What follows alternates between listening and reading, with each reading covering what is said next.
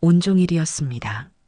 동쪽 창문으로 새벽빛이 스며들어 제 흐릿한 잠결을 깨우던 그 순간부터 서쪽 하늘이 핏빛으로 물들며 긴 그림자를 드리울 때까지 저는 단 한순간도 허리를 펴고 앉아 쉴 틈이 없었습니다. 오직 하나뿐인 제 손주 민준이의 뒷공무니를 그림자처럼 따라다니는 것이 제 하루의 전부였습니다.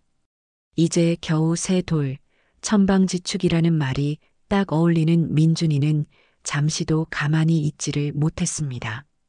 갓난아기 때 쓰던 딸랑이며 값비싼 원목 교구까지 온갖 장난감을 거실 바닥에 사정없이 펼쳐놓고는 금대 실증을 내며 소파 위로 뛰어올라 쿵쿵 발을 굴렀습니다. 제가 민준아, 그러다 다친다. 소리치며 달려가 아이를 붙잡아 내리면 어느새 주방으로 달려가 날카로운 조리 도구들이 보관된 서랍을 잡아당기곤 했습니다. 그때마다 제 심장은 바닥까지 쿵 하고 떨어졌다가 다시 솟구치기를 반복했고 닳고 다른 무릎은 시큰거리는 통증을 하소연했습니다. 아들 내외는 이른바 맞벌이 부부라는 편리한 명분 아래 평일 저녁은 물론이고 주말까지 민준이를 제게 떠맡기다시피 하는 날이 허다했습니다. 그날 역시 마찬가지였습니다. 며느리는 아침 일찍부터 화장대 앞에 앉아 분주하게 화장품을 두드려 바르더니 어머니, 오늘 제가 정말 좋아하는 브랜드에서 VIP 초청 세일 마지막 날이거든요. 놓치면 1년 내내 후회할 거예요. 민준이 잘 좀 부탁드릴게요. 네. 어머니만 믿어요. 라며 눈웃음까지 살살 쳐가며 제 손에 민준이의 작은 손을 쥐어주고는 현관을 나섰습니다. 향수 냄새가 코를 찌르는가 싶더니 곧이어 아들 녀석이 부스스한 얼굴로 방에서 나왔습니다. 어머니, 어제 회식이 너무 과했나 봐요. 주말인데 회사에서 갑자기 중요한 바이어랑 미팅이 잡혔지 뭐예요. 점심 약속이라 저녁까지 해결하고 최대한 빨리 들어오겠습니다. 민준이 저녁 식사 좀 잘 부탁드립니다. 아들은 제 얼굴은커녕 민준이의 통통한 볼 한번 쓰다듬지도 않고 서둘러 집을 빠져나갔습니다. 텅 빈 거실, 민준이의 해맑은 목소리와 장난감 부딪히는 소리만이 요란하게 울렸고 그 소음 속에서 제 깊은 한숨은 맥없이 흩어졌습니다.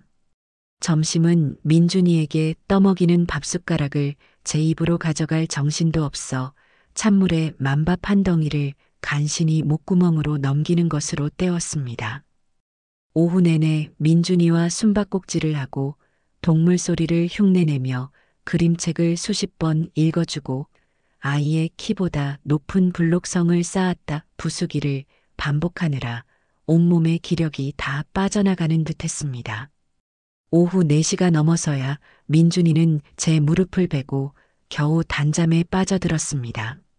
아이의 고른 숨소리를 들으며 저는 너덜너덜해진 몸을 힘겹게 일으켜 부엌으로 향했습니다. 갈증으로 입안이 바싹 말라 있었고 뭔가 시원한 것이 절실했습니다. 냉장고 문을 여니 서늘한 공기가 확 끼쳐왔습니다. 온갖 반찬통과 식재료들 사이에서 유독 노랗고 탐스러운 참외 한 덩이가 제 눈길을 사로잡았습니다. 아, 저거라도 한 조각 먹으면 살 것 같다. 남편이 살아생전 여름이면 입에 달고 살던 과일이기도 했습니다.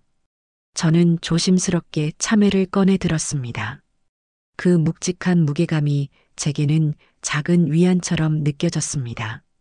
싱크대 앞에 서서 과도를 들고 얇게 껍질을 벗겨내자 달콤하고 싱그러운 향기가 코끝을 간지렸습니다. 반으로 가르니 하얀 속살과 촘촘히 박힌 씨앗이 드러났고 보기만 해도 군침이 돌았습니다. 먹기 좋은 크기로 6조각을 썰어 작은 접시에 담았습니다. 그리고 가장 실해 보이는 조각 하나를 집어 제 입으로 가져갔습니다. 아삭! 경쾌한 소리와 함께 시원하고 달콤한 과즙이 입안 가득 터져 나왔습니다. 천국이 따로 없었습니다. 온종일 쌓였던 피로와 짜증이 그 순간만큼은 눈 녹듯 사라지는 듯 했습니다. 바로 그때였습니다. 어머니, 지금 뭐 하시는 거예요? 날카롭고 신경질적인 며느리의 목소리가 등 뒤에서 폭탄처럼 터졌습니다. 저는 너무 놀라 어깨를 움찔하며 들고 있던 참외 조각을 놓칠 뻔했습니다. 양손에는 백화점 로고가 선명한 쇼핑백들이 대여섯 개나 주렁주렁 매달려 있었고 잔뜩 찌푸린 며느리의 얼굴은 피곤함보다는 불쾌감으로 가득 차 보였습니다. 어머니, 제가 뭘 잘못 봤나 해서요. 지금 저희 집 냉장고에서 뭘 그렇게 함부로 꺼내 드시고 계신 거예요? 여기 어머니 살림 아니잖아요. 경우가 없으셔도 유분수지. 며느리는 쇼핑백들을 바닥에 아무렇게나 내려놓으며 제 앞으로 성큼성큼 다가왔습니다. 그 목소리에는 숨길 수 없는 경멸과 짜증이 노골적으로 배어 있었습니다. 저는 순간 할 말을 잃었습니다. 하루 종일 아이에게 시달리고 이제 겨우 목이나 축이려고 참외 한 조각 입에 넣은 것이 이토록 큰 잘못이란 말인가. 남의 집 냉장고라니요. 기가 막혀서 말이 나오지 않았습니다. 아니 그게 아니라 목이 너무 말라서 민준이 보느라 정신이 하나도 없었거든. 제가 겨우 더듬거리며 변명처럼 말을 내뱉자 며느리는 코웃음을 치며 한쪽 입꼬리를 비틀어 올렸습니다. 목이 마르시면 말씀을 하시든가 정수기 물 드시면 되잖아요. 누가 보면 저희가 어머니 물 한 잔도 안 드리는 줄 알겠어요. 그리고 그 참외요? 그거 제가 어제 민준이 먹이려고 특별히 제일 좋은 걸로 골라 사다 놓은 건데 어머니 드시고 싶으시면 마트에 널린 게 과일인데 직접 사다 드시면 될 걸 가지고 왜 남의 집 귀한 과일에 손을 대세요? 요새 과일값도 얼마나 비싼데요. 어머니는 돈 안 버시니까 모르시겠지만 저희는 이런 거 하나하나 다 아껴야 한다고요. 며느리의 목소리는 점점 더 높아졌고 그 말들은 날카로운 유리 조각이 되어 제 가슴에 사정없이 박혀들었습니다. 애미야, 내가 그래도 내 시험이고 민준이 할미다. 하루 종일 애 봐주고 참외 한 조각 먹는 게 그렇게 아깝더냐? 억울함과 분노가 치밀어 올라 저도 모르게 목소리가 떨려 나왔습니다. 그러자 며느리는 기다렸다는 듯이 더욱 기세등등하게 쏘아붙였습니다. 시어머니요? 할머니요? 물론 맞죠. 근데 여기는 엄연히 저희 부부집이고 저희 살림이에요. 어머니가 옛날 분이셔서 뭘 잘 모르시는 모양인데 요즘은 아무리 가족이라도 남의 물건 함부로 건드리는 거 아니에요. 민준이도 다 보고 배우는데 어머니가 그렇게 허락도 없이 냉장고 열고 음식 꺼내 드시면 애가 뭘 배우겠어요? 아, 할머니처럼 남의 것도 내 것처럼 막 써도 되는구나. 이렇게 생각할 거 아니에요. 그때 소파에 반쯤 누워 스마트폰 게임에 열중하던 아들 녀석이 짜증스럽다는 듯 한마디 툭 던졌습니다. 아, 둘 다 좀 그만 좀 해. 시끄러워 죽겠네. 자기야, 어머니도 오죽 힘드셨으면 그러셨겠어. 그냥 좀 넘어가. 그 말은 마치 저를 위하는 척했지만 실상은 며느리의 역성을 드는 것이나 다름없었습니다. 어머니도 참아는 듯한 뉘앙스가 제 귀에는 선명하게 들려왔습니다. 아들의 철저한 방광과 무심함은 며느리의 악다구니보다 더 큰 상처로 다가왔습니다. 제 손에 아슬아슬하게 들려있던 참외 한 조각이 결국 힘없이 바닥으로 툭 떨어져 나뒹굴었습니다. 하얗고 깨끗했던 과육은 순식간에 먼지투성이가 되어버렸습니다. 마치 제 신세처럼 말입니다. 서러움과 배신감 그리고 깊이를 알 수 없는 허탈감이 온몸을 휘감았습니다. 목구멍까지 뜨거운 것이 울컥 치밀어 올랐지만 저는 이를 악물고 눈물을 참았습니다.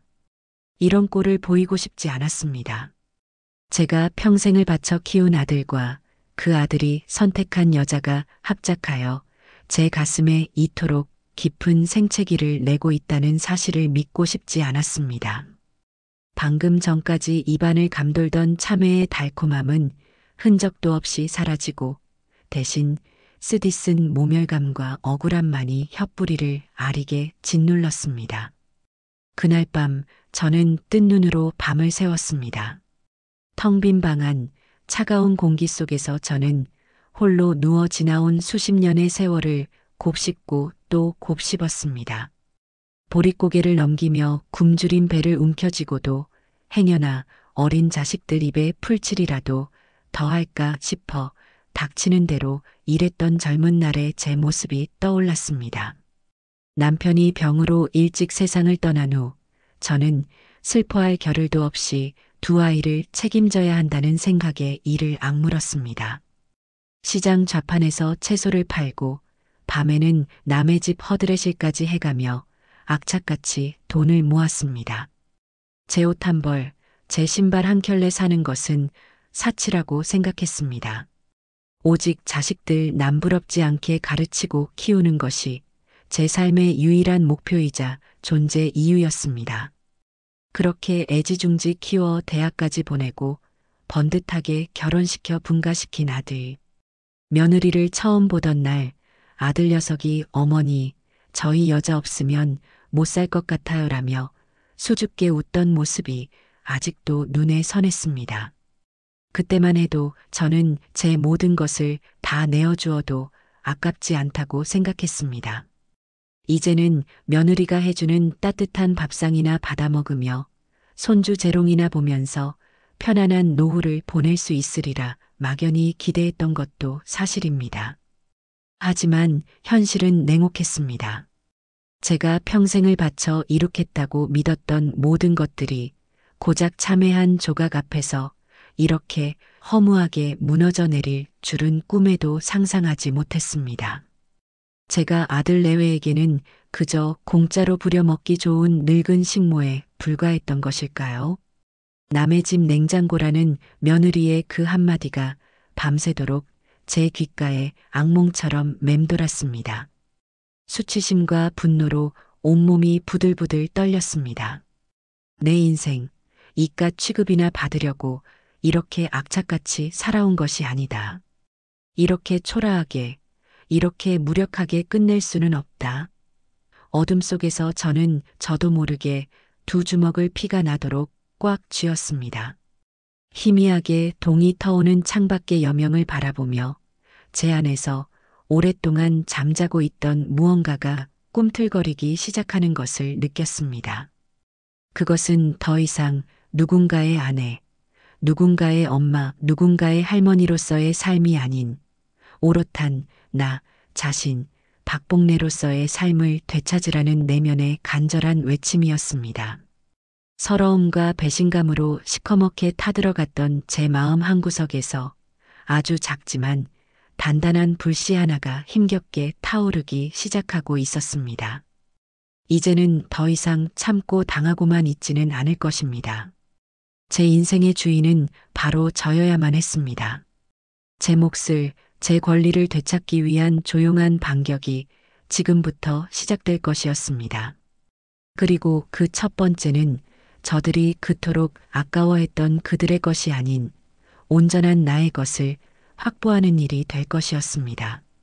재산, 그것부터 정리해야 했습니다. 그날 밤 저는 뜬 눈으로 지새웠습니다. 동쪽 창문으로 희뿌연 새벽빛이 스며들 때까지 지난 수십 년의 세월이 주마등처럼 머릿속을 스쳐 지나갔습니다. 억척같이 살아온 지난날에 대한 회한과 자식들에 대한 배신감, 그리고 무엇보다 제 자신에 대한 깊은 연민으로 가슴이 먹먹했습니다. 하지만 해가 중천에 떠오를 무렵 제 마음속에는 차가운 분노와 함께 단단한 결심 하나가 자리 잡고 있었습니다.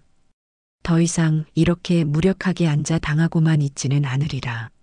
내 인생의 마지막 장은 내가 직접 써내려가리라. 아침 식탁은 그 어느 때보다 썰렁했습니다. 며느리는 밤새 부어터진 눈으로 저를 곁눈질했고 아들 녀석은 어색한 헛기침만 연신해댔습니다. 민준이만이 아무것도 모른 채 제 밥그릇을 두드리며 해맑게 웃고 있었습니다. 제가 민준이의 입가에 묻은 밥풀을 닦아주며 아무렇지 않게 입을 열었습니다. 오늘부터 민준이는 너희들이 직접 돌보도록 해라. 나도 이제 내 시간이 필요하다. 제 말에 며느리는 화들짝 놀라 숟가락을 떨어뜨릴 뻔했고 아들 녀석은 당황한 기색이 역력했습니다. 며느리가 신경질적으로 되물었습니다. 네, 어머니, 지금 무슨 말씀이세요? 갑자기 저희더러 민준이를 보라니요? 저희 둘 다 회사 나가야 하는 거 뻔히 아시면서 어머니가 안 봐주시면 저희는 어쩌라고요. 그 목소리에는 어제와 같은 날카로움 대신 당혹감과 약간의 불안감이 섞여 있었습니다. 하지만 저는 조금도 흔들리지 않았습니다. 내가 평생 너희들 뒤치다꺼리나 하려고 태어난 사람은 아니다. 너희 아이니 너희가 책임지는 것이 당연한 이치 아니겠느냐. 나는 오늘부터 중요한 선약이 있으니 그런 줄 알거라. 저는 덤덤하게 말했습니다. 여기서 선약이란 다름 아닌 제 인생을 되찾기 위한 첫걸음을 의미하는 것이었지만 녀석들이 알 턱이 없었습니다. 며느리는 거의 울상이 되어 아들에게 매달렸습니다. 여보, 어떻게 좀 해봐요. 어머니 갑자기 왜 저러시는 거야? 혹시 어제 내가 참해가지고 뭐라고 해서 그래서 저러시는 거야? 어머니, 제가 잘못했어요. 제가 생각이 짧았어요. 네. 민준이 좀 봐주세요. 네. 하며 제 팔을 붙잡고 늘어졌지만 저는 그 손을 차갑게 뿌리쳤습니다. 내가 뭘 잘못했는지 이제야 알겠다니 다행이구나. 하지만 내 결심은 변하지 않는다. 며느리는 결국 분을 이기지 못하고 발을 동동 구르며 회사에 급한 일이 생겼다고 오늘은 도저히 아이를 맡길 곳이 없다고 앙탈을 부렸지만 저는 못 들은 척 외출 준비를 서둘렀습니다. 아들 녀석은 안절부절 못하며 제 눈치만 살필 뿐 이렇다 할 말도 제대로 꺼내지 못했습니다. 결국 며느리는 울며 겨자 먹기로 회사에 전화를 걸어 급하게 연차를 내야 했고 아들은 허둥지둥 출근 준비를 하는 총극이 벌어졌습니다. 그 모습을 뒤로하고 현관문을 나서는 제 발걸음은 이상하리만치 가벼웠습니다. 제가 향한 곳은 동네 주거래 은행이었습니다. 평생을 허리띠 졸라매며 악착같이 모은 제 쌈짓돈과 몇 해 전 세상을 떠난 남편이 제 앞으로 남겨놓은 얼마간의 유산이 고스란히 잠들어 있는 곳이었습니다. 번호표를 뽑고 기다리는 동안 제 심장은 조금씩 빠르게 뛰기 시작했습니다. 단순히 돈을 확인하는 것을 넘어 제 삶의 주도권을 되찾는 의식과도 같았기 때문입니다. 찾으시는 돈은 총 이 정도 금액이시네요, 고객님.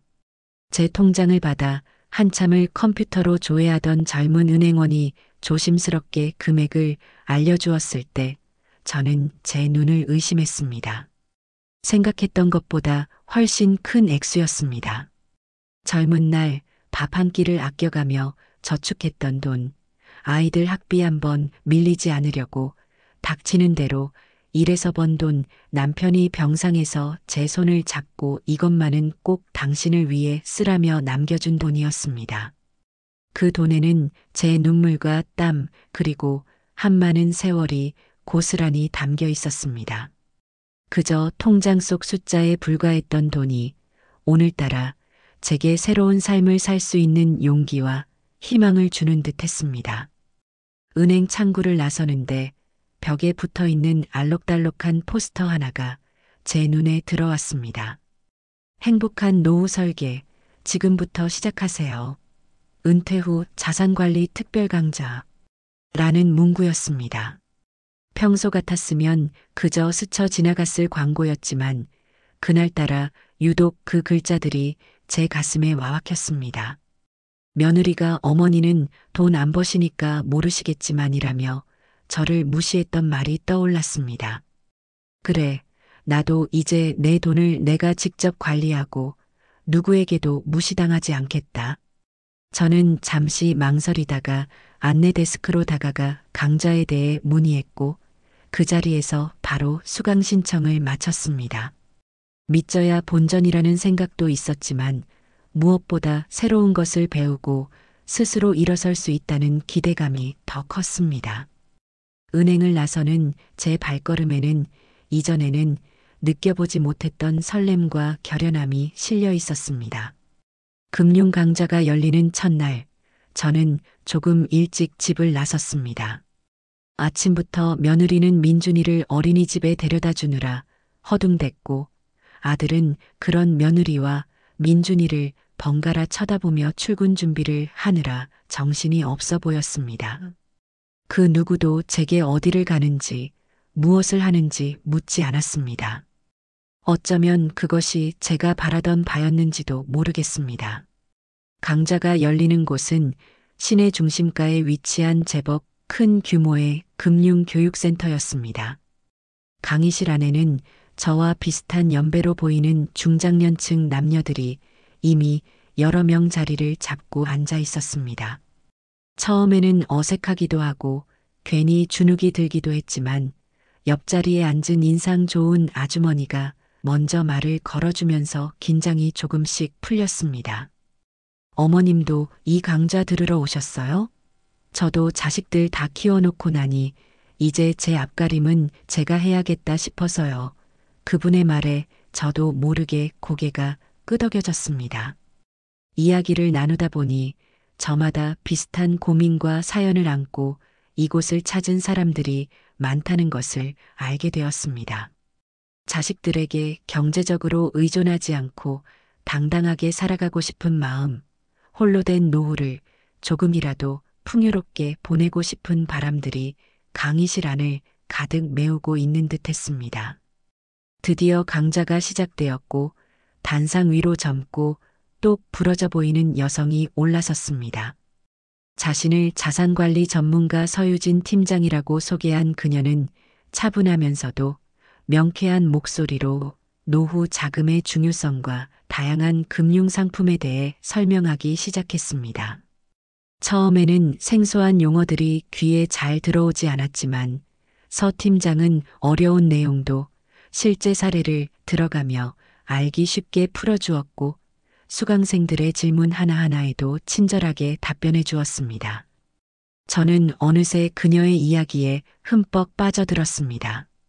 특히 그녀가 강조한 경제적 자립을 통한 주체적인 노후라는 말이 제 가슴을 깊이 울렸습니다. 그것이야말로 제가 지금 가장 간절히 원하는 것이었기 때문입니다. 강의 중간 쉬는 시간, 저는 용기를 내어 서유진 팀장에게 다가갔습니다. 팀장님, 강의 정말 잘 들었습니다. 저 같은 사람도 지금부터라도 준비하면 팀장님이 말씀하신 그런 주체적인 노후를 보낼 수 있을까요? 제 목소리는 조금 떨리고 있었지만 눈빛만큼은 그 어느 때보다 진지했습니다. 서 팀장은 제 손을 따뜻하게 잡아주며 환하게 웃었습니다. 그럼요, 어머님. 시작이 반이라는 말도 있잖아요. 늦었다고 생각할 때가 가장 빠른 때입니다. 어머님처럼 용기를 내시는 분들이라면 충분히 가능성이 있습니다. 혹시 개인적으로 궁금한 점이나 도움이 필요하시면 언제든 저를 찾아오세요. 그녀의 진심 어린 격려에 저는 큰 용기를 얻었습니다. 마치 오랫동안 닫혀있던 제 마음의 문이 활짝 열리는 듯한 기분이었습니다. 그날 이후 저는 매주 열리는 금융 강좌에 한 번도 빠지지 않고 참석했습니다. 강좌에서 만난 몇몇 아주머니들과는 금세 친해져 함께 점심을 먹고 차를 마시며 이런저런 이야기를 나누는 사이가 되었습니다. 그 중에서도 특히 저와 비슷한 처지였던 일찍 남편과 사별하고 홀로 자식들을 키워냈다는 김 여사님과는 속마음까지 털어놓을 정도로 가까워졌습니다. 저희는 서로의 아픔에 공감하고 위로하며 앞으로 살아갈 날들에 대한 희망을 나누었습니다. 한편 제 일상의 변화는 아들 내외에게도 조금씩 영향을 미치기 시작했습니다. 제가 더 이상 민준이의 육아에 전적으로 매달리지 않자 그들은 당장 발등에 불이 떨어진 듯 허둥댔습니다. 며느리는 회사에 번번이 지각을 하거나 조퇴를 해야 했고 아들 역시 퇴근 후나 주말에 민준이를 돌보느라 예전처럼 편히 쉬지 못하는 눈치였습니다. 하루는 며느리가 잔뜩 짜증이 난 목소리로 제게 투덜거렸습니다. 어머니, 요즘 통 민준이한테 신경도 안 쓰시고 매일 어딜 그렇게 싸돌아다니시는 거예요? 혹시 뭐 이상한 데 빠지신 거 아니죠? 다단계 같은 거요. 그 말에는 의심과 함께 은근한 비아냥거림이 섞여 있었습니다. 저는 그저 가볍게 웃어넘겼습니다. 내가 내 시간을 어떻게 쓰든 너희가 상관할 바 아니다. 그리고 나는 너희가 생각하는 것보다 훨씬 똑똑한 사람이니 쓸데없는 걱정은 붙들어 매려무나 제 단호한 태도에 며느리는 더 이상 아무 말도 하지 못하고 입술만 삐죽거렸습니다. 하지만 저는 알고 있었습니다. 그들의 불편함과 의심이 커질수록 저는 제 삶의 주도권을 더욱 확실하게 되찾고 있다는 것을요. 서유진 팀장과의 몇 차례 개인 상담을 통해 저는 제 자산 현황을 보다 명확하게 파악하고 앞으로의 계획을 세울 수 있었습니다. 유진 팀장은 제 이야기를 꼼꼼히 들어준 후 몇 가지 안전하면서도 장기적으로 수익을 기대할 수 있는 금융상품을 추천해 주었습니다. 처음에는 투자라는 것이 낯설고 두렵기도 했지만 그녀의 전문적이고 친절한 설명에 믿음이 갔습니다. 저는 용기를 내어 제 자산의 일부를 그녀가 추천한 상품에 분산하여 투자하기로 결정했습니다. 그것은 제 인생에서 처음으로 오롯이 저 자신만을 위해 내린 중요한 경제적 결정이었습니다. 한 달쯤 지났을까 유진 팀장으로부터 연락이 왔습니다. 제가 투자한 상품에서 처음으로 약간의 수익금이 발생했다는 소식이었습니다. 액수는 그리 크지 않았지만 제게는 그 어떤 큰돈보다 값지게 느껴졌습니다. 제 힘으로 제 판단으로 무언가를 이루어냈다는 성취감이 가슴 벅차게 밀려왔습니다. 저는 마치 어린아이처럼 기뻐하며 유진 팀장에게 몇 번이고 고맙다는 말을 전했습니다. 그 작은 성공은 제게 더 큰 자신감을 심어주었습니다. 저는 금융 관련 책자를 찾아 읽기 시작했고 경제 뉴스에도 귀를 기울였습니다. 더 이상 돈 앞에서 움츠러들거나 자식들에게 아쉬운 소리를 하지 않아도 된다는 생각에 어깨가 절로 펴졌습니다. 그러던 어느 날이었습니다. 저녁 식사를 마치고 거실에서 과일을 먹고 있는데 며느리가 머뭇거리며 제게 다가왔습니다. 어머니, 저기 드릴 말씀이 있는데요. 평소에 당당하던 모습과는 달리 어딘가 조심스러운 태도였습니다. 무슨 일이냐? 제가 묻자 며느리는 한참을 뜸들이다 어렵게 입을 열었습니다. 다름이 아니라 민준이 다음 달부터 다니는 영어 유치원 비용이 생각보다 좀 많이 들어서요. 저희도 갑자기 목돈이 필요하게 돼서 그런데 혹시 어머니께서 조금만 보태주실 수 있으실까요? 저는 잠시 며느리의 얼굴을 물끄러미 바라보았습니다. 그 얼굴에는 간절함과 함께 일말의 기대감이 서려 있었습니다. 예전 같았으면, 아니 불과 몇 달 전에 저였다면 아마도 적금 통장이라도 깨서 손주 교육비에 보태주었을지도 모릅니다. 하지만 지금의 저는 달랐습니다. 저는 조용히 과일 접시를 내려놓고 단호한 목소리로 말했습니다. 미안하지만 그건 안 되겠다. 내 돈은 이제 내가 알아서 관리하고 쓸 생각이다. 너희 아이 교육 문제는 너희 부부가 알아서 해결하도록 해라. 제 대답에 며느리의 얼굴은 순식간에 굳어졌습니다. 당황스러움과 실망감, 그리고 이내 분노가 뒤섞인 표정으로 저를 쏘아보았습니다. 네, 어머니, 지금 뭐라고 하셨어요? 저희가 지금 돈이 없어서 달라는 게 아니잖아요. 민준이가 어머니 손주인데 어떻게 그렇게 매정하게 말씀하실 수가 있으세요? 그리고 어머니 돈이 어디서 나왔겠어요? 다 아버님 돌아가시고 아버님 돈, 결국 저희 아빠 돈 물려받으신 거 아니에요? 며느리는 숨겨왔던 발톱을 드러내듯 악에 받친 목소리로 소리쳤습니다. 그 말은 마치 비수처럼 제 가슴을 후벼 팠습니다. 애미야, 말을 함부로 하는구나. 이 돈이 누구 돈이라고? 내가 평생 허리띠 졸라매고 모은 돈이고 내 시아버지가 나 고생했다며 눈 감을 때 내 손에 쥐어준 돈이다. 너희에게 손 벌리지 않고 내 노후 당당하게 보내려고 아껴 쓰고 관리하는 돈이란 말이다. 저도 모르게 언성이 높아졌습니다. 그동안 꾹꾹 눌러왔던 서름과 분노가 한꺼번에 터져 나오는 듯 했습니다. 때마침 퇴근하고 돌아온 아들이 이 광경을 목격했습니다. 잔뜩 흥분한 며느리와 얼굴이 벌개진 저를 번갈아 보던 아들은 상황 파악이 안 된다는 듯 어리둥절한 표정을 지었습니다. 며느리는 기다렸다는 듯이 아들에게 달려가 울먹이며 하소연하기 시작했습니다. 여보, 이것 좀 봐요. 어머니가 민준이 영어 유치원비도 못 보태주시겠대요. 그러면서 저더러 돈도 없는 주제에 아들 교육에 욕심만 많다고 얼마나 구박을 주시는지 몰라요. 어머니 돈이 사실 우리 돈이나 마찬가지인데 어떻게 저렇게 저희를 무시하실 수가 있어요? 며느리는 잊지도 않은 말을 지어내며 저를 파렴치한 시어머니로 몰아가고 있었습니다. 아들은 며느리의 말만 듣고는 이내 저를 원망스러운 눈빛으로 바라보며 말했습니다. 어머니, 어떻게 그러실 수가 있으세요?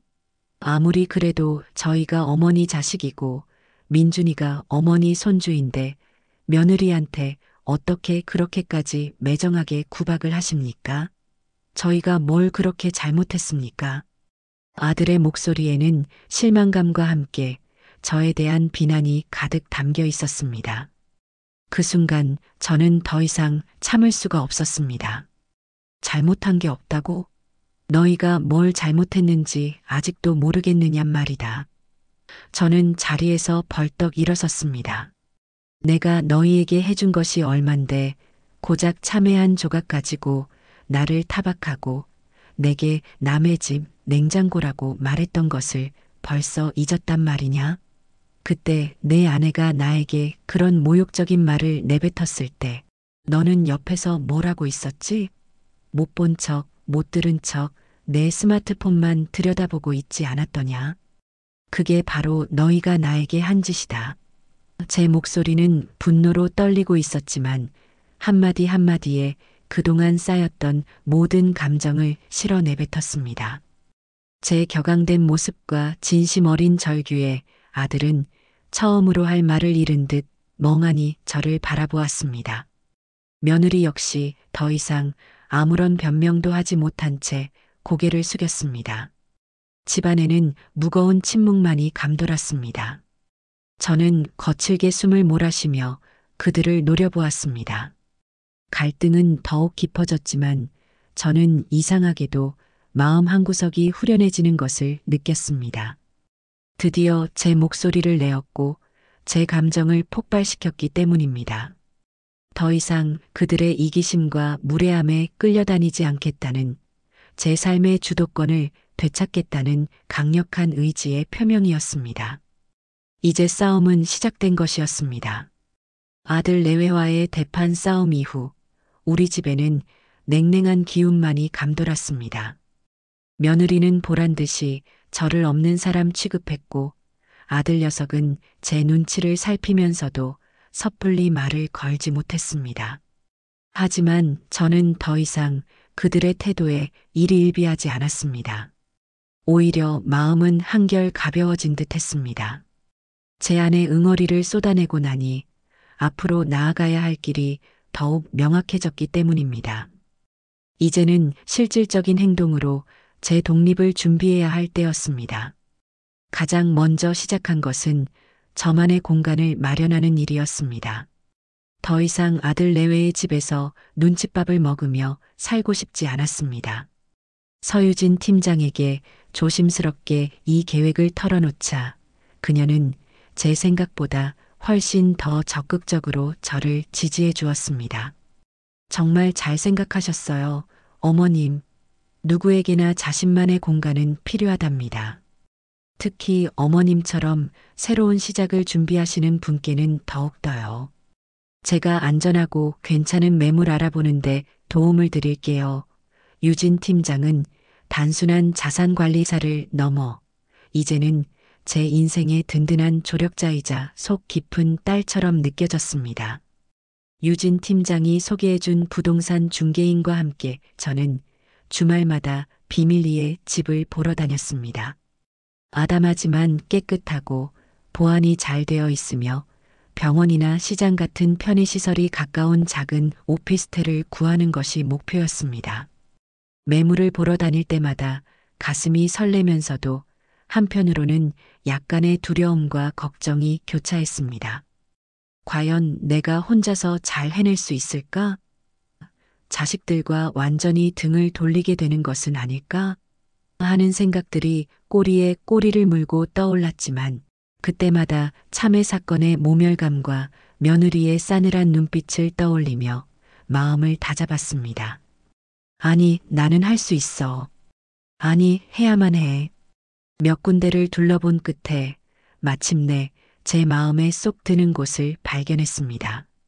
남양이라 햇볕도 잘 들고 작은 공원이 내다보이는 아늑한 오피스텔이었습니다. 그곳에서 커피를 마시며 책을 읽고 때로는 친구들을 초대해 조촐한 다과를 즐기는 제 모습을 상상하니 저절로 미소가 지어졌습니다. 한편 저는 금융 강좌에서 만난 김 여사님과 다른 아주머니들과 함께 동네 문화센터에서 하는 시니어 건강 댄스 수업에도 등록했습니다. 처음에는 어색한 몸짓에 웃음이 터져 나왔지만 경쾌한 음악에 맞춰 몸을 흔들다 보니 엔도르핀이 솟는 듯 온몸에 활기가 넘쳤습니다. 땀을 흠뻑 흘리고 난 후 마시는 시원한 물 한 잔은 그 어떤 고급 음료보다 달콤했습니다. 수업이 끝나면 김 여사님과 함께 근처 찻집에 들러 수다를 떨거나 맛집을 찾아다니며 소소한 행복을 누렸습니다. 자식들 뒷바라지만 하느라 수십 년 동안 잊고 지냈던 나를 위한 시간이었습니다. 제 얼굴에는 어느새 웃음꽃이 피어났고 옷차림도 예전보다 한결 밝고 화사해졌습니다. 저의 이런 변화를 아들 내외가 눈치채지 못할 리 없었습니다. 제가 더 이상 민준이에게 매달리지 않고 외출하는 셔도 잦아지자 그들의 눈에는 의심과 불안감이 가득 차기 시작했습니다. 특히 며느리는 제가 어디서 뭘 하고 다니는지 알아내려고 혈안이 된 듯 했습니다. 제가 잠시 자리를 비운 사이 제 휴대전화 통화 목록을 몰래 뒤져보거나 제 가방 속을 힐끔거리는 것을 몇 번이나 목격했습니다. 하루는 며느리가 노골적으로 떠보듯 물었습니다. 어머니, 요즘 통집에 붙어 계시질 않네요? 얼굴도 좋아지신 것 같고 혹시 어디 좋은 데라도 다니시는 거예요? 아니면 뭐 돈이라도 생기셨어요? 저희한테는 그렇게 돈 없다시더니 혼자 좋은 거 드시고 좋은 거 쓰시나 봐요? 그 말투에는 시어머니에 대한 걱정보다는 혹시 자신들이 모르는 뭔가를 놓치고 있는 건 아닌가 하는 초조함과 질투심이 역력했습니다. 저는 그저 씁쓸하게 웃으며 대답했습니다. 사람이 하고 싶은 일을 하고 만나고 싶은 사람을 만나면 얼굴이 좋아지는 건 당연한 이치 아니겠느냐. 너도 내 인생 즐기며 살도록 해라. 남의 인생 기웃거릴 시간에 말이다. 제 말에 며느리는 분한 듯 입술을 깨물었지만 더 이상 아무 말도 하지 못했습니다. 그들의 의심이 깊어질수록 저는 제 비밀 작업이 성공적으로 진행되고 있음을 확신했습니다. 아들 내외의 의심은 날이 갈수록 깊어져만 갔습니다. 이제 그들은 제가 수상한 활동을 하고 있다고 거의 확신하는 듯 했습니다. 급기야 어느 날 며느리는 아들을 부추겨 저를 미행하기까지 했습니다. 그날 저는 김 여사님과 함께 새로 개관한 시립미술관에 가기로 약속이 되어 있었습니다. 집을 나서는데 평소와 달리 아들이 주차장까지 저를 배웅하겠다며 따라 나서는 것이었습니다. 뭔가 이상한 낌새를 느꼈지만 저는 애써 태어난 척 아들에게 손을 흔들고 버스에 올랐습니다. 역시나였습니다. 버스 창문 너머로 아들 녀석의 차가 일정한 거리를 두고 저를 따라오고 있는 것이 보였습니다. 어이가 없어서 헛웃음이 나왔습니다. 제 어미를 저렇게까지 못 믿는단 말인가. 저는 일부러 미술관 앞에서 내리지 않고 2정거장이나 더 가서 내렸습니다. 그리고는 유진 팀장에게 전화를 걸어 약속 장소를 급히 변경했습니다. 아들 녀석은 제가 엉뚱한 곳에서 내리자 당황한 듯 한참을 그 주변을 맴돌다가 결국 허탕을 치고 돌아간 모양이었습니다. 그날 저녁 집에 돌아오니 며느리는 잔뜩 심통이 난 얼굴로 저를 쏘아보았고 아들은 제 눈치를 살피며 쩔쩔매는 모습이었습니다. 저는 속으로 꼴 좋다 생각하며 그들의 유치한 행동을 비웃어 주었습니다. 그들의 어리석은 의심과 감시 속에서도 저는 제 계획을 차근차근 진행해 나갔습니다. 오피스텔 계약을 마무리 지었고 이사 날짜까지 받아놓았습니다. 혼자 살림을 꾸려나가는데 필요한 최소한의 가구와 살림살이도 조금씩 장만하기 시작했습니다. 이런 모든 과정을 유진 팀장과 김 여사님이 물심양면으로 도와주었습니다. 유진 팀장은 제 자산이 안전하게 관리될 수 있도록 세심하게 신경 써주었고 김 여사님은 자신의 경험을 바탕으로 혼자 사는 여성이 주의해야 할 점이나 유용한 생활 정보들을 아낌없이 알려주었습니다. 그들이 없었다면 저는 이 모든 일을 해낼 용기를 내지 못했을지도 모릅니다. 그들은 단순한 조력자를 넘어 제 인생의 새로운 장을 함께 열어가는 소중한 친구이자 동반자였습니다. 며칠 후 사건이 터지고야 말았습니다. 제가 잠시 건강 댄스 수업에 간 사이 며느리가 제 방을 뒤진 모양이었습니다. 책상 서랍 깊숙이 넣어둔 오피스텔 임대차 계약서와 이삿짐 센터 견적서를 발견한 것입니다. 며느리는 그것들을 보자마자 제가 자신들을 완전히 버리고 떠나려 한다고 확신한 듯 했습니다. 저녁에 제가 집에 돌아오자마자 며느리는 히스테릭하게 소리를 지르며 계약서를 제 얼굴 앞에 흔들어댔습니다. 어머니, 이게 다 뭐예요?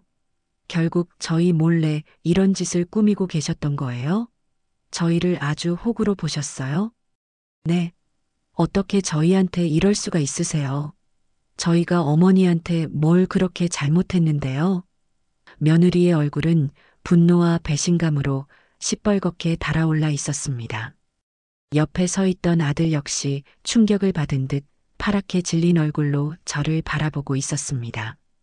그들의 눈에는 제가 천하의 배은망덕한 시어머니이자 자식들을 버리고 도망치려는 비정한 어미로 비치고 있을 터였습니다.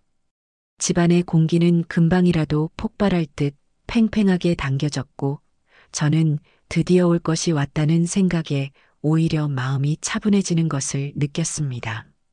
이제 더 이상 숨길 것도 피할 이유도 없었습니다. 오해와 진실 사이 그 경계를 허물고 모든 것을 밝혀야 할 시간이 온 것이었습니다. 어머니, 정말 저희한테 실망입니다. 어떻게 아들인 저한테 한마디 상의도 없이 이런 엄청난 일을 저희가 그렇게 못 믿어 오셨습니까? 아니면 정말로 저희를 버리고 혼자 사실 작정이셨던 겁니까? 아들 녀석은 떨리는 목소리로 저를 추궁했습니다. 그의 눈에는 원망과 함께 깊은 상처가 어려 있었습니다. 며느리는 옆에서 씩씩거리며 당장이라도 제 멱살을 잡을 듯한 기세였습니다. 저는 그들의 격앙된 모습을 바라보았습니다. 지금 이 순간 그 어떤 변명이나 감정적인 대응도 상황을 악화시킬 뿐이라는 것을 잘 알고 있었기 때문입니다. 한바탕 폭풍이 휩쓸고 지나간 듯 거실에는 잠시 무거운 침묵이 흘렀습니다. 저는 천천히 소파에 앉아 그들을 마주 보았습니다. 그리고 최대한 차분하고 낮은 목소리로 입을 열었습니다. 너희를 버리려는 것이 아니다. 오해하지 말거라. 제 말에 아들과 며느리는 믿을 수 없다는 듯 저를 쳐다보았습니다. 저는 계속해서 말을 이어갔습니다. 이 오피스텔은 그래. 내가 너희 몰래 계약한 것이 맞다. 하지만 그것은 너희를 떠나거나 버리기 위함이 아니라 내 남은 인생을 조금이라도 더 내 자신을 위해 내 마음 편히 살고 싶어서 마련한 나만의 공간일 뿐이다. 어머니 뜻은 알겠지만 그래도 저희한테 먼저 말씀을 해주셨어야죠. 이렇게 일방적으로 결정하시면 저희는 뭐가 됩니까? 아들이 항변하듯 말했습니다. 말을 했다면 너희가 내 뜻을 이해해 주었을 것 같으냐? 저는 반문했습니다. 그리고는 그동안 제 가슴속 깊이 묻어두었던 이야기들을 하나씩 꺼내놓기 시작했습니다. 내가 왜 이런 결정을 하게 되었는지 너희는 정말 모른다고 생각하느냐? 아니면 모르는 척하고 싶은 것이냐? 저는 그날의 참회 사건부터 이야기를 시작했습니다. 온종일 손주를 돌보고 지쳐서 먹은 참외 한 조각에 남의 집 냉장고를 왜 함부로 여세요? 라며 쏘아붙였던 며느리의 싸늘한 말투.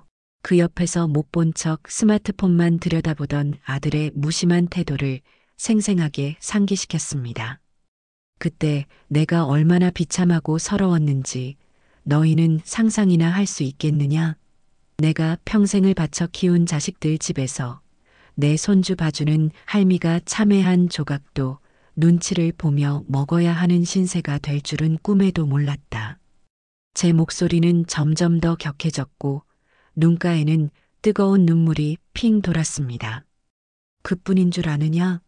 내가 너희에게 금전적으로 조금이라도 도움을 주지 못하게 되자 너희는 나를 어떻게 대했더냐? 마치 내가 너희의 재산을 축내고 있는 짐짝 취급하지 않았더냐? 내가 내 돈으로 내 노후를 준비하겠다는데 그것마저 의심하고 나를 미행까지 했던 너희들이다. 내가 이 집에서 숨막혀 죽을 것 같아서 그래서 나만의 공간이 필요했던 것이다. 더 이상 너희 눈치 보지 않고 내 마음대로 숨이라도 편히 쉬고 싶어서. 제 울분 섞인 절규에 아들과 며느리는 할 말을 잃은 듯 멍하니 저를 바라보았습니다. 아마도 그들은 제가 이토록 깊은 상처와 분노를 가슴에 품고 있었으리라고는 상상조차 하지 못했을 것입니다. 거실에는 다시 한번 무거운 침묵이 내려앉았습니다. 이번에는 그 침묵 속에 당혹감과 약간의 죄책감 같은 것이 섞여 있는 듯 했습니다. 저는 흐르는 눈물을 손등으로 훔치고 마지막으로 단호하게 말했습니다. 이 오피스텔 계약은 이미 끝났고 나는 조만간 그곳으로 이사할 것이다. 이것은 너희와 의절하겠다는 뜻이 아니다. 다만 이제부터 나는 내 인생을 살겠다는 선언이다. 너희가 진심으로 지난날의 잘못을 뉘우치고 나를 한 명의 독립된 인격체로 존중해 준다면 우리는 새로운 관계를 맺을 수 있을 것이다. 하지만 그렇지 않다면 나 역시 더 이상 너희에게 아무것도 기대하지 않을 생각이다. 제 최후 통첩과도 같은 말에 아들 내외는 아무런 대답도 하지 못했습니다. 그들의 얼굴에는 복잡하고 혼란스러운 감정들이 교차하고 있었습니다. 폭풍은 그렇게 지나갔지만 집안의 감도는 긴장감은 쉽사리 가시지 않았습니다. 하지만 저는 더 이상 두렵거나 불안하지 않았습니다. 제 모든 것을 걸고 진실을 말했고 이제 공은 그들에게 넘어갔기 때문입니다. 저는 제 선택에 후회가 없었습니다. 그날 저녁 제가 모든 것을 쏟아내고 난 후 우리 집 거실은 마치 태풍이 휩쓸고 지나간 듯 고요했습니다. 아니, 고요함이라기보다는 숨막히는 적막에 가까웠습니다. 아들 녀석과 며느리는 마치 혼이라도 빠져나간 사람들처럼 소파 양 끝에 아무렇게나 걸터앉아 멍하니 허공만 바라보고 있었습니다.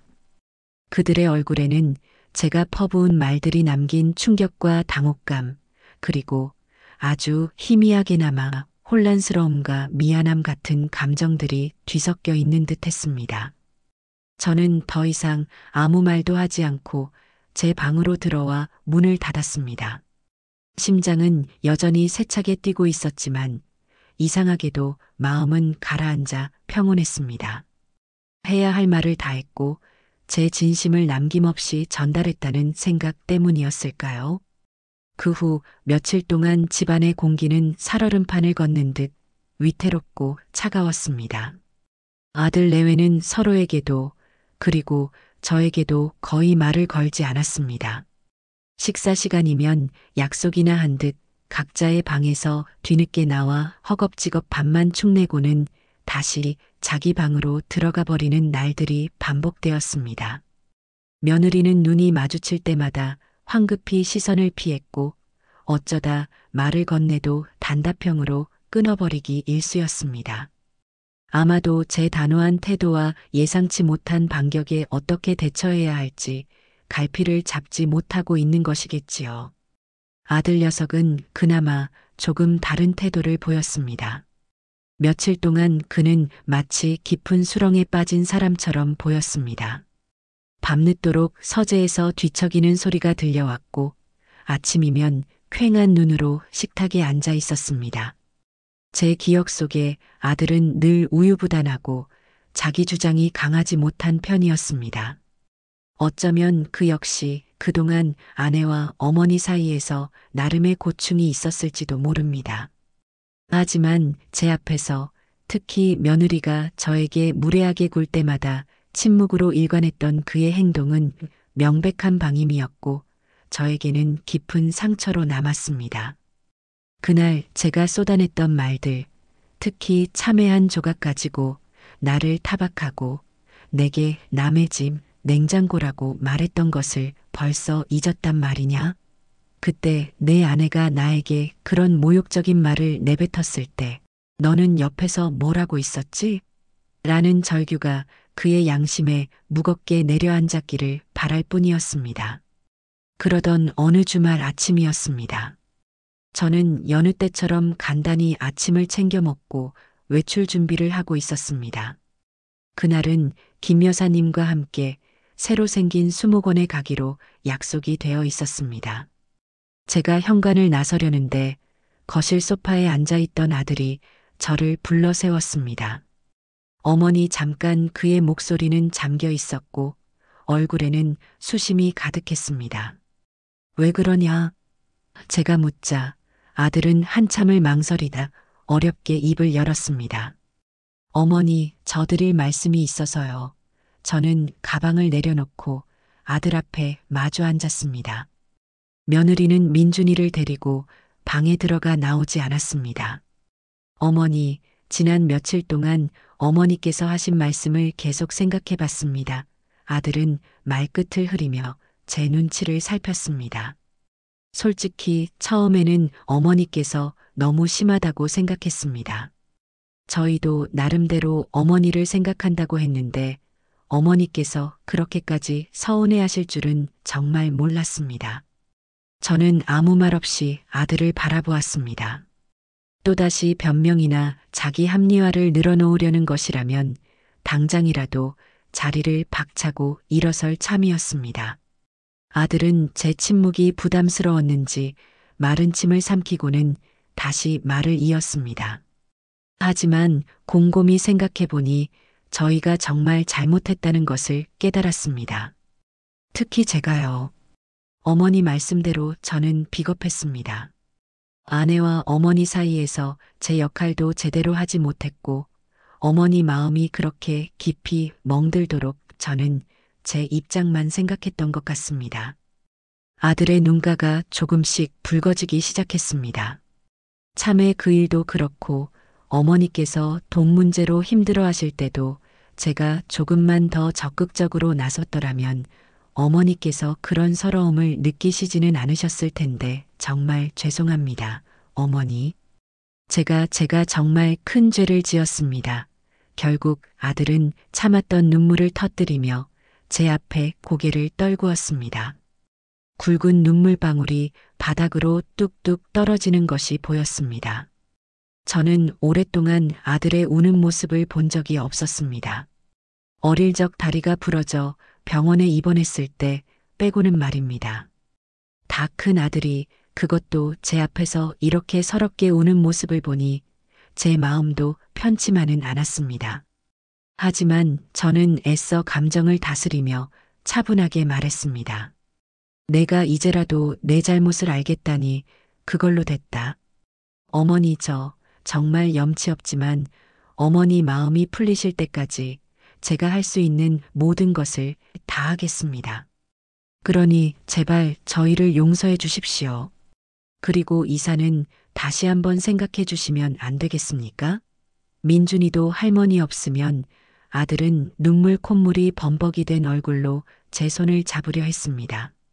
저는 아들의 손을 뿌리치지는 않았지만 그렇다고 덥석 잡아주지도 않았습니다. 내 진심은 알겠다. 하지만 용서라는 것이 그렇게 말 한마디로 쉽게 되는 것은 아니야. 그리고 이사 문제는 이미 내 마음속에서 결정이 끝난 일이다. 그것은 너희를 떠나겠다는 것이 아니라 나 역시 내 삶을 살아가겠다는 의지의 표현이니 더 이상 거론하지 말거라. 제 말에 아들은 절망한 듯 다시 고개를 숙였지만 저는 더 이상 그의 감정에 휘둘리지 않았습니다. 내가 진심으로 반성하고 있다면 앞으로 행동으로 보여주기 바란다. 내 아내에게도 똑똑히 전하거라. 내 마음을 돌리고 싶다면 이제부터 너희 두 사람 모두 나를 대하는 태도부터 바꾸어야 할 것이라고. 그날 오후 수목원에서 돌아오니 며느리가 저녁상을 차려놓고 저를 기다리고 있었습니다. 제가 평소 좋아하던 갈비찜과 몇 가지 나물 반찬들이 정갈하게 차려져 있었습니다. 하지만 며느리의 표정은 여전히 굳어 있었고 말투는 어색하기 짝이 없었습니다. 어머니, 진지 드세요. 여보가 어머니 좋아하시는 거라고 해서 한번 해봤어요. 며느리는 제 눈치를 살피며 말했지만 그 안에는 진심 어린 사과보다는 마지못해 하는 듯한 기색이 역력했습니다. 저는 식탁에 앉아 밥을 한술 떴습니다.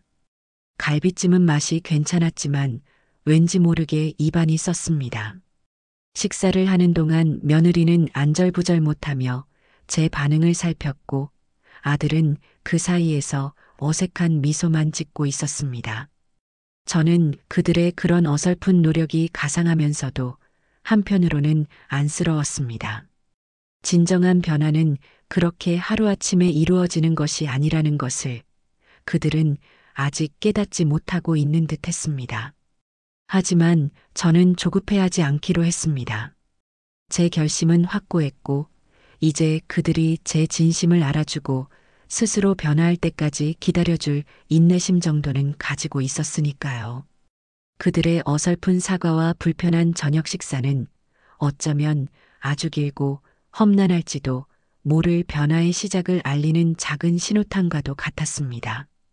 며칠 뒤 저는 예정대로 오피스텔 잔금을 치르고 열쇠를 받았습니다.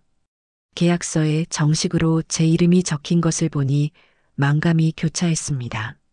한편으로는 드디어 나만의 공간이 생긴다는 설렘과 기쁨이 있었지만 다른 한편으로는 정말로 새로운 삶을 시작해야 한다는 약간의 두려움과 막막함도 느껴졌습니다. 아들 내외에게는 아직 이사 날짜를 정확히 알리지 않았습니다. 그들의 변화를 조금 더 지켜보고 싶었기 때문입니다. 아들 녀석은 그날 이후 확실히 달라진 모습을 보이려 애썼습니다. 퇴근 후 집에 오면 예전처럼 소파에 드러눕거나 스마트폰만 들여다보는 대신 민준이와 놀아주거나 며느리의 집안일을 돕기도 했습니다. 저에게도 꼬박꼬박 아침 저녁으로 인사를 했고 가끔은 어색하게나마 어머니 뭐 필요한 거 없으세요? 라고 묻기도 했습니다. 물론 그 변화가 아직은 서툴고 어색했지만 저는 그의 노력을 애써 외면하지는 않았습니다. 하지만 며느리는 여전히 문제였습니다. 그녀는 아들의 변화를 못마땅하게 생각하는 듯했고 저에 대한 불만과 경계심을 완전히 거두지 못한 눈치였습니다. 가끔 민준이를 핑계로 제게 슬쩍 육아를 떠넘기려 하거나 제가 외출이라도 할라치면 어디 가는지 누구를 만나는지 꼬치꼬치 캐묻기도 했습니다. 그럴 때마다 저는 단호하게 선을 그었습니다. 내 사생활에 대해 내가 일일이 알 필요는 없다. 그리고 민준이는 내 아이니 내가 책임지고 돌보도록 해라. 제 단호함에 며느리는 입을 삐죽거리면서도 더 이상 대들지는 못했습니다. 어쩌면 그녀 역시 아주 조금씩이나마 제 진심을 깨닫고 있는 과정일지도 모른다고 저는 애써 긍정적으로 생각하려 노력했습니다.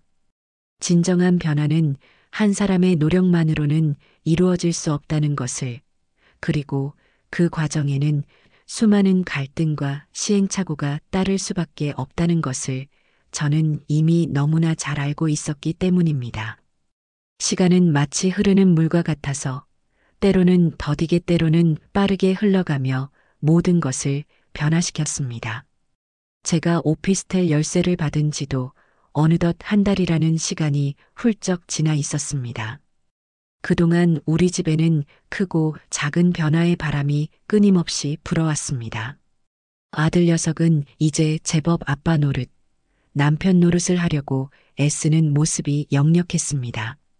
주말이면 늦잠을 자는 대신 민준이를 데리고 공원에 나가 자전거를 가르쳐 주었고 며느리가 힘들어 보이면 설거지나 청소도 마다하지 않았습니다.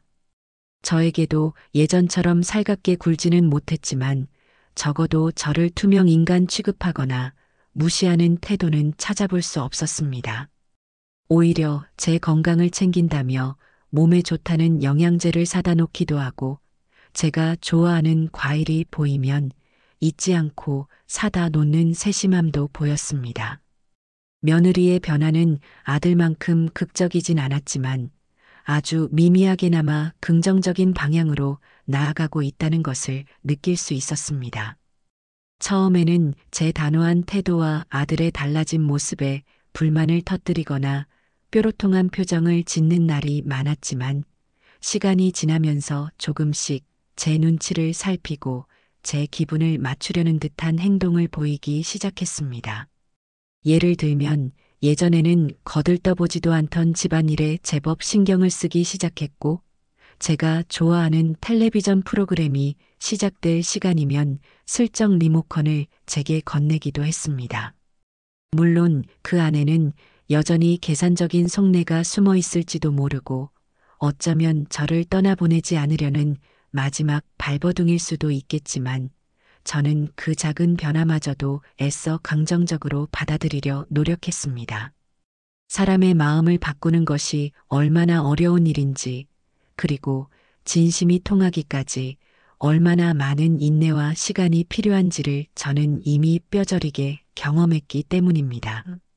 하지만 저는 그들의 변화에 일희일비하며 제 계획을 수정할 생각은 추호도 없었습니다.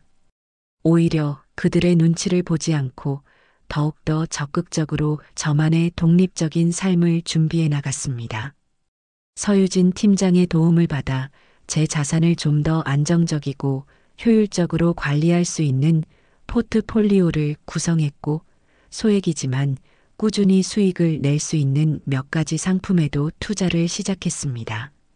숫자에 약하고 경제에는 문외한이었던 제가 금융 용어를 익히고 투자 상품을 비교 분석하는 제 모습이 스스로도 대견하고 신기하게 느껴졌습니다. 김 여사님을 비롯한 금융 강자 동기들과의 관계도 더욱 돈독해졌습니다. 저희는 단순히 강좌를 함께 듣는 것을 넘어 서로의 삶을 응원하고 지지하는 든든한 동반자가 되었습니다.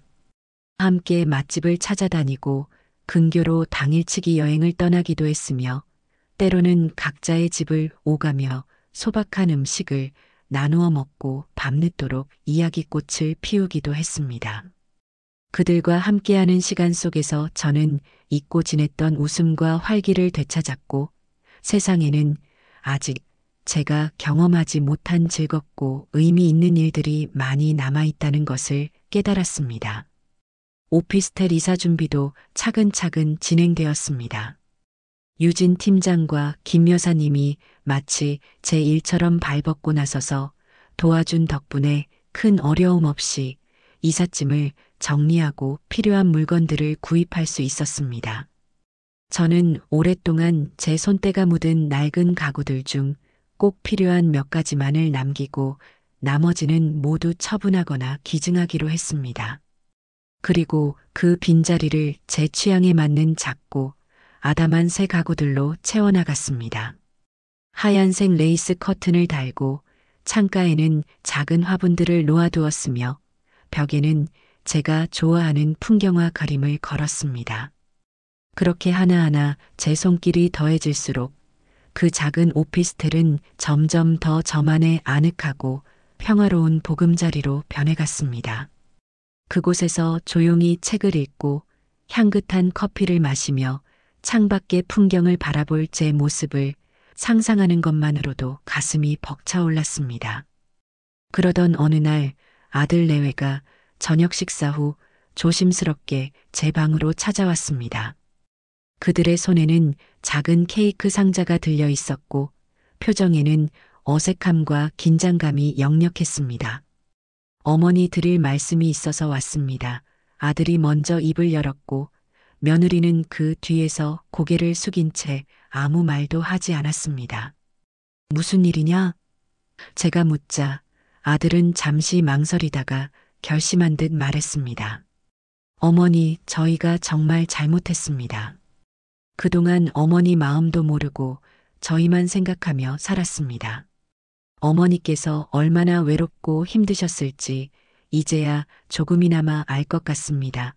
아들의 목소리는 진심으로 뉘우치는 듯 떨리고 있었습니다. 그때 줄곧 침묵을 지키고 있던 며느리가 고개를 들고 저를 바라보았습니다. 그녀의 눈에는 뜻밖에도 눈물이 그렁그렁 맺혀 있었습니다. 어머니, 제가 정말 나빴어요. 시어머니를 하늘처럼 모시지는 못할 망정 어머니께서는 안 될 말과 행동을 너무 많이 했어요. 참에 그 일도 그렇고 어머니 돈 문제 가지고 함부로 말씀드렸던 것도 다 제 잘못이에요. 용서받지 못할 거 알지만 그래도 정말 죄송합니다. 며느리는 결국 참았던 울음을 터뜨리며 제 앞에 무릎을 꿇었습니다. 저는 순간 당황했지만 애써 평정을 유지하려 노력했습니다. 며느리가 이렇게까지 나올 줄은 예상하지 못했기 때문입니다. 아들 역시 어쩔 줄 몰라 하며 눈물 흘리는 아내와 저를 번갈아 쳐다보고 있었습니다. 저는 잠시 눈을 감고 깊은 숨을 내쉬었습니다. 그리고 천천히 입을 열었습니다. 일어나거라. 내 진심을 알겠다. 며느리는 흐느끼며 고개를 저었습니다. 아니에요. 어머니, 이 정도로 어머니 마음이 풀리지 않으실 거라는 거 알아요. 하지만 저희 정말 반성하고 있어요. 어머니께서 저희 곁을 떠나신다고 생각하니 너무 무섭고 앞이 캄캄해요. 민준이에게도 너무 미안하고요. 저는 자리에서 일어나 며느리를 부축해 일으켜 세웠습니다. 그리고 그녀의 눈물을 닦아주며 말했습니다. 내가 너희 곁을 떠나는 것이 아니다. 다만 나 역시 내 삶을 찾고 싶은 것뿐이다. 그리고 너희가 진심으로 반성하고 변화하려 노력한다면 우리 관계는 예전과는 다르겠지만 분명 더 건강하고 좋은 방향으로 나아갈 수 있을 거라고 믿는다. 그날 밤 저희 세 사람은 아주 오랜만에 한자리에 모여 많은 이야기를 나누었습니다.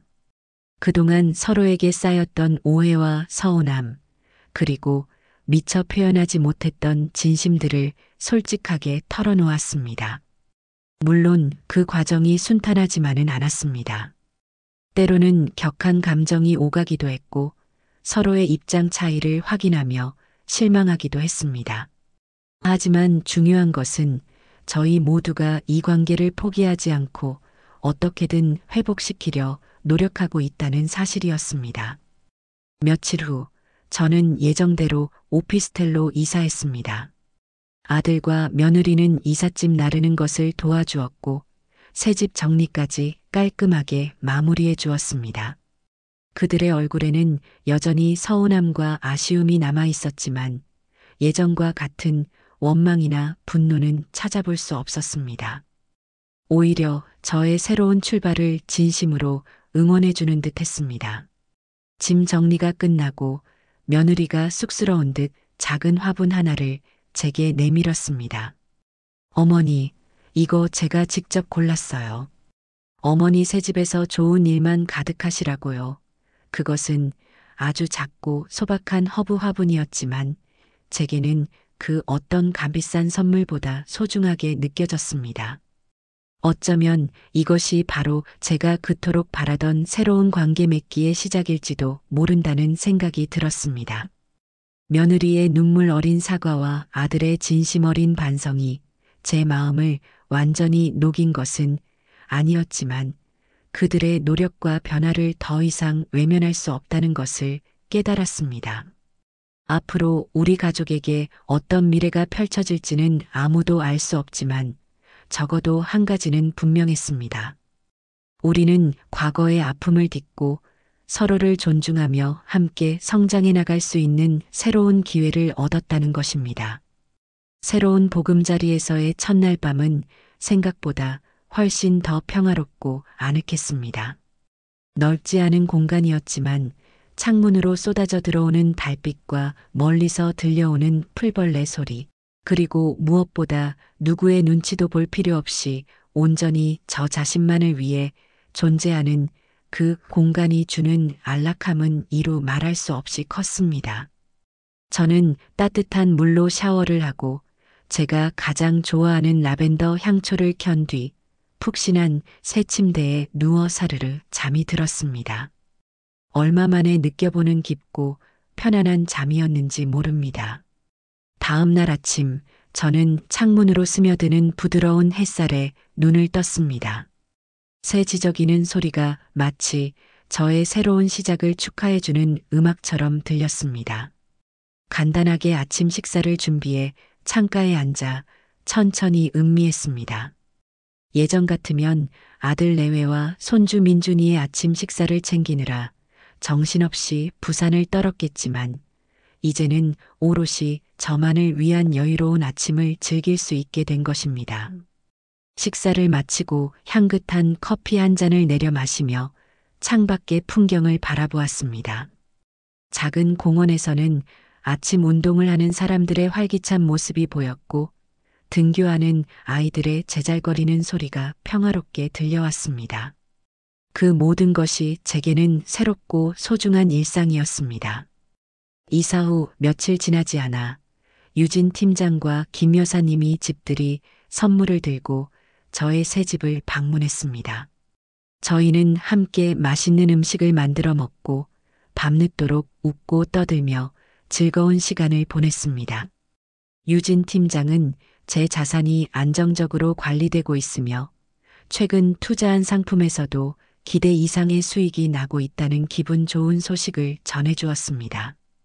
김 여사님은 혼자 사는 여성이 알아두면 좋은 다양한 생활의 지혜들을 알려주었고 함께 할 수 있는 재미있는 취미 활동들을 제안하기도 했습니다. 그들과 함께 있으니 세상에 부러울 것이 없다는 생각이 들었습니다.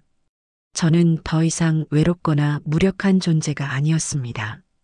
제 곁에는 저를 진심으로 아끼고 응원해주는 좋은 사람들이 있었고 제 스스로의 힘으로 당당하게 살아갈 수 있는 경제적 능력과 자신감이 생겼기 때문입니다. 주말에는 아들 내외가 민준이를 데리고 저의 오피스텔로 찾아왔습니다.